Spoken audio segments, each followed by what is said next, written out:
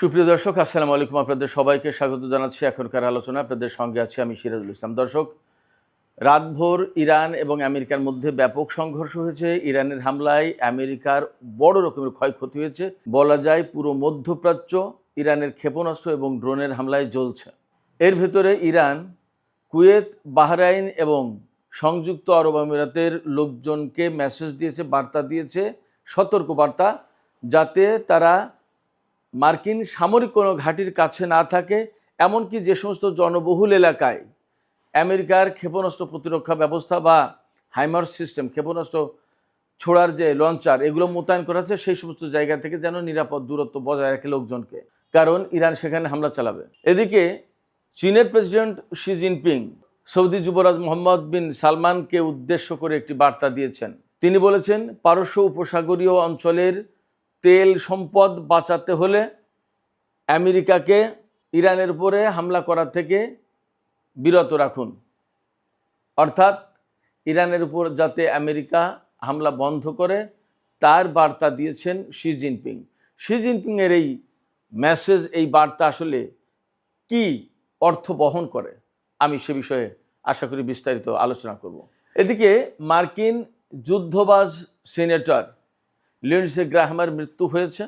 তিনি মারা গেছেন, কিন্তু তার মৃত্যু নিয়ে নানান বিতর্ক।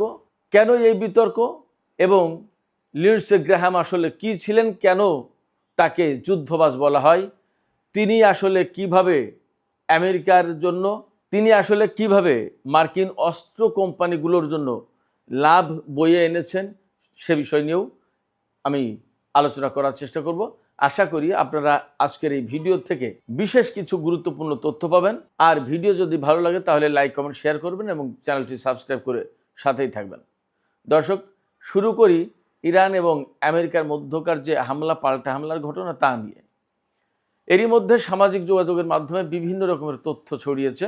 যেমন ইরান আমেরিকার আব্রাহাম লিঙ্কন বিমানবাহী রণতরীতে হামলা চালিয়েছে সিজিল ক্ষেপণাস্ত্র দিয়ে। আসলে এই তথ্যের কোনো বাস্তবতা আমি যাচাই বাছাই করতে পারিনি, শুধুমাত্র সামাজিক যোগাযোগ মাধ্যমে দেখছি।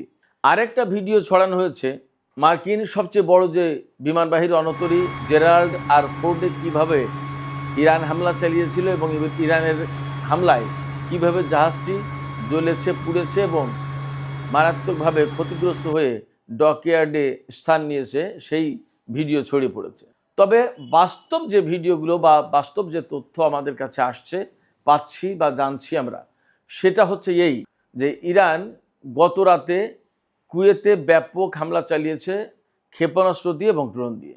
ইরানের হামলায় কুয়েতে দুটো মার্কিন ঘাঁটি, আলী আল সালেম এয়ারবেস এবং শেখ আহমেদ আল জাবের বিমান ঘাঁটি, এই দুটো বিমান ঘাঁটিতে ব্যাপক ক্ষয়ক্ষতি হয়েছে। কোনো কোনো মাধ্যমে বলা হচ্ছে যে আমেরিকার একটা বিমান ঘাঁটি এখানে একদম সম্পূর্ণ ধ্বংস হয়ে গেছে। এই দুটো ঘাঁটিতে আমেরিকার হাইমার্স সিস্টেম, কেউ বলে হিমার্স, এই ক্ষেপণাস্ত্র ব্যবস্থা একদম ধ্বংস হয়েছে ইরানের ক্ষেপণাস্ত্র হামলায়। ইরান এইসব জায়গায় ব্যালিস্টিক ক্ষেপণাস্ত্র হামলা চালিয়েছে। তো এই হিমার্স ক্ষেপণাস্ত্র যে ব্যবস্থা, এর থেকে 6টা বা 12টা রকেট ছোড়া যায়, আর ক্ষেপণাস্ত্র হলে 2টো অথবা 4টা এরকম। এর আগে পেট্রো ডিফেন্স সিস্টেম ধ্বংস হয়েছে কুয়েতে। এরপরে আরও যা ধ্বংস হয়েছে তা হচ্ছে স্ট্র্যাটেজিক রাডার সিস্টেম এবং গোলা বারুদের গুদাম। এই গুদামে ক্ষেপণাস্ত্র ভর্তি ছিল, সেই গুদাম ধ্বংস হয়ে গেছে। এ সমস্ত অস্ত্র এবং প্রতিরক্ষার সরঞ্জাম আমেরিকার। বাহরাইনে P8 ইলেকট্রনিক ওয়ারফেয়ার এয়ারক্রাফটের হ্যাঙ্গার ধ্বংস হয়েছে, তার মানে সেখানে এই বিমান ছিল। এছাড়া মার্কিন সামরিক ড্রোনের কমান্ড অ্যান্ড কন্ট্রোল সেন্টার একদম কমপ্লিটলি ধ্বংস করেছে। বাহরাইনের নেভাল সাপোর্ট যে বেজ, যেখান থেকে মার্কিন বাহিনীকে সাপোর্ট দেওয়া হয়, এই বেজে হামলা চালিয়েছে এবং সেখানে এত ভয়াবহ হামলা হয়েছে যে সর্বশেষ যে খবর যখন আমি পেলাম, আমি এই ভিডিও যখন করছি তার কিছুক্ষণ আগে, তখনও সেখানে জ্বলছে, ঘাঁটি জ্বলছে। এর ভিতরে নতুনত্ব যোগ হয়েছে, ইরান ওমানে হামলা চালিয়েছে, ওমানের মার্কিন ঘাঁটিতে। সেখানে কি হয়েছে, সেখানে FPS long range air surveillance radar system আছে। এই সিস্টেমের উপরে আঘাত এনেছে ইরান। আর ওমানে আরেকটি মেরিটাইম অর্থাৎ সমুদ্রে নজরদারি চালানোর জন্য রেডার সিস্টেম সেট করা আছে, তাতেও হামলা চালিয়েছে। এরপরে সংযুক্ত আরব আমিরাতের আল জাফরা এয়ারবেজ, সেখানে ব্যাপক হামলা চালিয়েছে ইরান, জ্বলছে। অ্যাট দ্য সেম টাইম জর্দানের প্রিন্স হাসান এয়ারবেজ, সেখানেও হামলা চালিয়েছে। সেখানে জ্বালানি ডিপো এবং অস্ত্র গুদাম ধ্বংস হয়েছে। এর আগে রোববার তো সেখানে বিমানের হ্যাঙ্গার এবং বিমান ধ্বংস হয়েছিল বলে বলা হচ্ছে। কুয়েতে যে অস্ত্র গুদাম ধ্বংস হয়েছে সেখানে এটিএ সিএমএস এই ক্ষেপণাস্ত্র ছিল এবং টমাহক ক্রুজ ক্ষেপণাস্ত্র ছিল। অনেক বড় ক্ষতি আমেরিকার জন্য এটা। ইরান এই সমস্ত হামলার জন্য যে সমস্ত ক্ষেপণাস্ত্র ব্যবহার করেছে, প্রধানত কদর, ইমাদ, খাইবার শেখান, ফতে 110 এবং জুলফিকার। কেউ কেউ বলছে বা কোনো কোনো মাধ্যমে খবর পাওয়া যাচ্ছে যে ইরান সেজিল ক্ষেপণাস্ত্র ব্যবহার করেছে। এর ভিতরে কোনো কোনোটা কিন্তু হাইপারসোনিক ক্ষেপণাস্ত্র, আর সবই তো ব্যালিস্টিক ক্ষেপণাস্ত্র।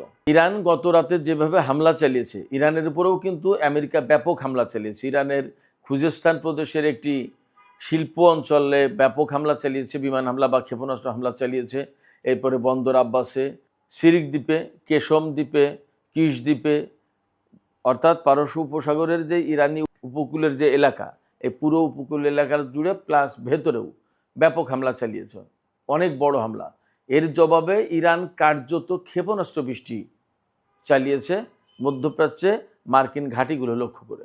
শুধু তাই না, ইরান এখানে যে সতর্ক বার্তা দিয়েছে কুয়েত, বাহরাইন এবং সংযুক্ত আরব আমিরাতে লোকজনকে, তাদেরকে বলেছে যে আপনারা সবাই মার্কিন ঘাঁটিগুলো থেকে নিরাপদ দূরত্বে থাকেন, তা নাহলে কিন্তু আপনারা মারা যাবেন, হামলা করবে ইরান।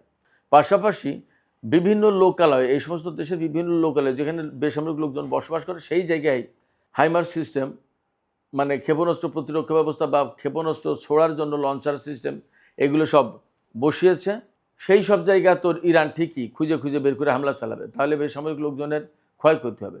বেসামরিক লোকজন যাতে হতাহতের শিকার না হয়, ইরান এই জন্য কুয়েত, বাহরাইন এবং সংযুক্ত আরব আমিরাতের লোকজনের প্রতি আহ্বান জানিয়েছে যে আপনারা মার্কিন ঘাঁটি এবং মার্কিন সামরিক অস্ত্র প্রতিরক্ষা ব্যবস্থা এই সমস্ত যেসব জায়গায় আছে, সেই সব জায়গা থেকে আপনারা নিরাপদ দূরত্বে থাকেন। তার মানে এই সমস্ত দেশে ব্যাপকভাবে হামলা চালাবে ইরান, তাতে আপাতত আর কোনো সন্দেহ নেই। শুধু তাই না, ইরান কিন্তু এই হুঁশিয়ারি উচ্চারণ করেছে, পারস্য উপসাগরীয় যে সমস্ত আরব দেশ ইরানের বিরুদ্ধে যুদ্ধ করার জন্য আমেরিকাকে ঘাঁটি, বন্দর, আকাশপথ দিয়ে সহযোগিতা করছে, তারা যদি তাদের তেল সম্পদ ব্যবহার করতে চায় তাহলে এখনই এই সমস্ত ঘাঁটি ব্যবহার বন্ধ করুক, অর্থাৎ আমেরিকার সেনারা যাতে এই সমস্ত ঘাঁটি ব্যবহার করতে না পারে। একই কথা বলেছে চীনের প্রেসিডেন্ট শি জিনপিং সৌদি যুবরাজ মোহাম্মদ বিন সালমানকে। চীনা প্রেসিডেন্ট বলেছেন যে পারস্য উপসাগরীয় এলাকার আরব দেশগুলো যদি তেল এবং গ্যাস ব্যবহার করতে চায়, এই সম্পদগুলো যদি বাঁচাতে চায় ইরানের ক্ষেপণাস্ত্র থেকে, তাহলে এই সব দেশ যেন আমেরিকাকে তাদের ঘাঁটি মাটি ব্যবহার করা থেকে বিরত রাখে, বন্ধ করে দেয়, যাতে আমেরিকা ব্যবহার করতে না পারে। এক। দুই হচ্ছে, শি জিনপিং আরও বলেছেন যে এই পারস্য উপসাগরীয় আরব দেশগুলোর নেতাদের উচিত ইরানের নেতৃত্বকে ধ্বংস করার জন্য আমেরিকা যেভাবে ক্ষেপণাস্ত্র এবং বিমান হামলা চালাচ্ছে সেইগুলো বন্ধ করতে বাধ্য করা উচিত আমেরিকাকে। তার মানে এখানে চীনের পক্ষ থেকে কিন্তু আরব দেশগুলোকে একদম পরিষ্কার বার্তা দেওয়া হয়েছে। এই কথা মানে হচ্ছে যে তার মতামত বা তাদের পর্যবেক্ষণ বা তাদের সিদ্ধান্ত জানিয়ে দেয়া। এখন কি করবে সেগুলো সৌদি আরব বা পারস্য উপসাগরীয় আরব দেশগুলোর ব্যাপার, কিন্তু চীন যে এই বিষয়গুলোকে ভালো চোখে দেখছে না, এটা কিন্তু পরিষ্কার হয়ে গেছে শি জিনপিংয়ের এই বক্তব্য থেকে। এর মানেই হচ্ছে চীন কার্যত ইরানকেই সমর্থন করছে। তার মানে ইরানের উপর যে হামলা চালাচ্ছে আমেরিকা, সেই হামলাকে সমর্থন করলো না বা সেই হামলাকে পছন্দ করছে না, সেই হামলা বন্ধ হওয়া উচিত, তিনি সে বার্তাও দিলেন। ফলে এখানে একদম ক্লিয়ার, কোনো মতেই চীন এই যুদ্ধকে সাপোর্ট করছে না, আরব দেশগুলো যা করছে তাও পছন্দ করছেন না। তার মানে আরব দেশগুলোকে প্রেসিডেন্ট শি জিনপিং এই বার্তা দিলেন যে তারা যেন, অর্থাৎ আরব দেশগুলো যেন আমেরিকাকে সহযোগিতা না করে। এবার সে হরমুজ প্রণালী তো কার্যত বন্ধই রয়েছে। গতকাল অর্থাৎ রোববার সব কিছু মিলে মোট 6টা জাহাজ হরমুজ প্রণালী অতিক্রম করেছে। তার ভিতরে ইরানের 1টি বা 2টি জাহাজে 2 মিলিয়ন অর্থাৎ 20 লাখ ব্যারেল তেল পরিবহন করা হয়েছে। আর একটা জাহাজ ছিল কুয়েতের 5 লাখ ব্যারেল তেলের জাহাজ। মোট 6টা জাহাজ গতকাল চলাচল করেছে হরমুজ প্রণালী দিয়ে। তবে আমেরিকা যে দাবি করছে যে হরমুজ প্রণালী খোলা আছে, না, খোলা নেই, পরিপূর্ণভাবে খোলা নেই। কিছু কিছু জাহাজ যেতে দিচ্ছে ইরান, যেগুলোকে তারা অনুমতি দিচ্ছে। যাই হোক সুপ্রিয় দর্শক, আলোচনার শেষ পর্যায়ে মার্কিন যুদ্ধবাজ সিনেটর, যাকে হকিস বলা হয়, এটা মশহুর, তিনি একদম ফেমাস এইভাবেই, হকিস সিনেটর লিন্ডসে গ্রাহামের মৃত্যুর যে বিতর্ক, মৃত্যু সম্পর্কে যে বিতর্ক উঠেছে সেই সম্পর্কে কিছু কথা বলি। বলা হচ্ছে তার স্বাভাবিক মৃত্যু হয়েছে, মানে আকস্মিক মৃত্যু হয়েছে, হঠাৎ করে হার্ট অ্যাটাক করে বা একটা কিছুতে হঠাৎ অসুস্থ হয়ে পড়ে মারা গেছে। কিন্তু বলা হচ্ছে তিনি তার আগে ইউক্রেনে ছিলেন এবং ইউক্রেনে একটা ড্রোন উৎপাদন কারখানা পরিদর্শন করেছেন। ইউক্রেনের প্রেসিডেন্ট ভলোদিমির জেলেনস্কির সাথে বৈঠক করেছেন। তিনি আমেরিকা থেকে পোল্যান্ড হয়ে ইউক্রেনে গেছেন, ইউক্রেন থেকে পোল্যান্ড হয়ে আবার আমেরিকা ফিরেছেন। যে সময়সীমা বলা হচ্ছে তাতে তিনি ইউক্রেন থেকে পোল্যান্ড হয়ে আমেরিকায় ফিরে যেতে পারেন না, এরকম একটা কথা, এরকম দাবি উঠেছে। তিনি মূলত রাশিয়ার ক্ষেপণাস্ত্র হামলায় মারা গেছে ইউক্রেনের ভেতরে, এই কথা গোপন করার জন্য তাকে তড়িঘড়ি করে বলা হচ্ছে যে তিনি তার নিজ বাসভবনে তিনি মারা গেছেন আকস্মিকভাবে অসুস্থ হয়ে পড়ে। যাই হোক, তিনি যেভাবে মারা যান না কেন, তিনি মারা গেছেন, এটা হচ্ছে বাস্তবতা। কিন্তু তিনি যুদ্ধবাজ হিসেবে খ্যাত কেন, কি করেছেন তিনি? একদম সহজ। তিনি 2003 সালে সিনেটর নির্বাচিত হয়েছেন সাউথ ক্যারোলাইনা থেকে। সাউথ ক্যারোলাইনা থেকে সিনেটর নির্বাচিত হওয়ার পরে 2003 থেকে 2026 সাল পর্যন্ত তিনি 5 বার সিনেটর নির্বাচিত হয়েছেন। এবারও তিনি নির্বাচন করবেন বলে কথা ছিল। তো তিনি সবসময় আমেরিকার যুদ্ধের পক্ষে, অস্ত্র উৎপাদন বাড়ানোর পক্ষে, সামরিক বাজেট বাড়ানোর পক্ষে, বিভিন্ন দেশে দেশে যুদ্ধ, সামরিক আগ্রাসন বা সামরিক অভিযান যাই বলেন, এইগুলো চালানোর পক্ষে। যেমন এই যে ইরানের ব্যাপারে, ইরানের উপরে পারমাণবিক বোমা হামলা চালানো উচিত, ব্যাপকভাবে হামলা চালানো উচিত, একদম ইরানের নেতৃত্বকে, সরকারকে ধ্বংস করে দেওয়া উচিত, গাজাকে একদম ধ্বংস করে দেওয়া উচিত, সিরিয়ায় আমেরিকার হামলা চালানো উচিত, ইরাকে হামলা চালিয়েছে, আফগানিস্তানে, লিবিয়ায়, প্রত্যেকটা জায়গায় লিন্ডসে গ্রাহামের সমর্থন ছিল এবং তিনি সবসময় যুদ্ধের পক্ষে ওকালতি করে, সবসময় অস্ত্র উৎপাদন বাড়ানোর ব্যাপারে ওকালতি করে এবং সবসময় সামরিক বাজেট, মার্কিন সামরিক বাজেট বাড়ানোর ব্যাপারে ওকালতি করে। কারণ কি, তিনি যতবার নির্বাচিত হয়েছেন প্রত্যেকবার মার্কিন যত অস্ত্র নির্মাতা কোম্পানি, এই যে বোয়িং বলেন, লকহিড মার্টিন বলেন, তারপরে আপনার নর্থরপ গ্রুম্যান, এরকম যত কোম্পানি আছে, প্রত্যেকটা কোম্পানি তাকে, কোম্পানির মানে কর্মকর্তারা লিন্ডসে গ্রাহামকে নির্বাচনের সময় তহবিল সরবরাহ করে, তহবিল দেয়, মানে অর্থ দেয়, ডলার দেয়, যাতে তিনি নির্বাচনে ব্যাপকভাবে পয়সা খরচ করতে পারেন এবং তিনি নির্বাচন করার পর থেকে আজ পর্যন্ত কখনো সম্ভবত হারেননি। কারণ কি, ব্যাপকভাবে তিনি টাকা খরচ করেন। আর তাতে এই অস্ত্র কোম্পানিগুলো তাকে কেন টাকা দেয়? তাকে টাকা দেয় মূলত এই কারণে যে তিনি তো অস্ত্র কোম্পানিগুলোর পক্ষে কথা বলেন, অস্ত্র উৎপাদনের কথা বলেন, বিভিন্ন দেশে দেশে যুদ্ধ, সামরিক অভিযান পরিচালনার কথা বলেন এবং সামরিক বাজেট বাড়ানোর কথা বলেন। এইগুলো যখন হয় তখন অস্ত্র কোম্পানিগুলো আলটিমেটলি লাভবান হয়, যার কারণে লিন্ডসে গ্রাহামকে তারা সবাই পছন্দ করে, তাকে টাকা দেয় এবং তিনিও ওই সমস্ত অস্ত্র কোম্পানির জন্য কথা বলেন, কাজ করেন। ফলে এই লিন্ডসে গ্রাহাম কিন্তু মার্কিন অস্ত্র কোম্পানির স্বার্থ দেখে গেছেন বলে আমরা পর্যবেক্ষণে বলতে পারি।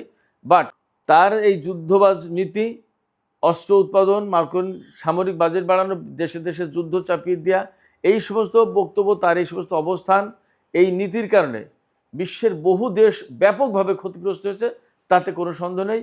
এবং এই ক্ষতিগ্রস্ত হওয়ার কারণে দেশে দেশে বিশেষ করে মুসলিম জনপদগুলো ধ্বংস হয়েছে এবং লাখ লাখ মানুষ, বেসামরিক মানুষ মারা গেছে। এর দায়ভাগ লিন্ডসে গ্রাহামের উপর বর্তায়, এতেও কোনো সন্দেহ নেই। সুপ্রিয় দর্শক, এখনকার মতো আলোচনা শেষ করতে চাইছি। আলোচনা শেষের আগে আমি আপনাদের কাছে প্রশ্ন করি, এই যে লিন্ডসে গ্রাহাম বিশ্বের বিভিন্ন দেশে দেশে মার্কিন সামরিক অভিযানের জন্য তার যে ভূমিকা, সেই ভূমিকার কারণে তাকে কি আসলে দায়ী না করে পারা যায়? তিনি কি দায়ী নন? আপনাদের মতামত কি? আপনাদের মতামত কমেন্টে জানাতে পারেন। আর ভিডিও ভালো লাগলে লাইক, কমেন্ট, শেয়ার করবেন এবং চ্যানেলটি সাবস্ক্রাইব করে সাথেই থাকবেন। সুপ্রিয় দর্শক, পরিশেষে আরেকটি কথা বলি, আমরা নতুন করে আরেকটি চ্যানেল খুলেছি, ইউটিউব চ্যানেল, যেখানে বাংলাদেশ, ভারত, পাকিস্তান, চীন, মিয়ানমার অর্থাৎ আমাদের দক্ষিণ এবং দক্ষিণ পূর্ব এশিয়ার ভূ রাজনীতি থেকে শুরু করে অর্থনৈতিক, আঞ্চলিক, কৌশলগত নানা বিষয়ে আলোচনা হবে এবং ইনডেপথ আলোচনা হবে। চ্যানেলটির নাম দেওয়া হয়েছে টক উইথ সিরাজ ইনসাইট। আশা করি আপনারা এই চ্যানেলটিও দেখবেন এবং সবাই সাবস্ক্রাইব করে পাশেই থাকবেন। আমি যে কথা বলতে চাই সেই কথা কিন্তু এই চ্যানেলে মূলত মধ্যপ্রাচ্য এবং ওই অঞ্চলের কথাগুলোই বেশি আসে। সেক্ষেত্রে আমাদের অঞ্চল, আমাদের যে দক্ষিণ এশিয়া বা দক্ষিণ পূর্ব এশিয়া বাদ থেকে যাচ্ছে, এই বিষয়েও অনেক বিশ্লেষণ দরকার। সেই জন্য নতুন এই চ্যানেল খোলা, টক উইথ সিরাজ ইনসাইট। আশা করি দুটো চ্যানেলের সাথে আপনারা থাকবেন, সাবস্ক্রাইব করবেন, সহযোগিতা করবেন এবং প্রতিদিন নিত্য নতুন ইনডেপথ আলোচনা নিয়ে আপনাদের জন্য ভিডিও উপহার দেব। আশা করি আপনারা সঙ্গেই থাকবেন। সুপ্রিয় দর্শক, আজকের আলোচনা এখানেই শেষ করছি। আপনারা সবাই অনেক অনেক ভালো থাকুন। আল্লাহ হাফেজ।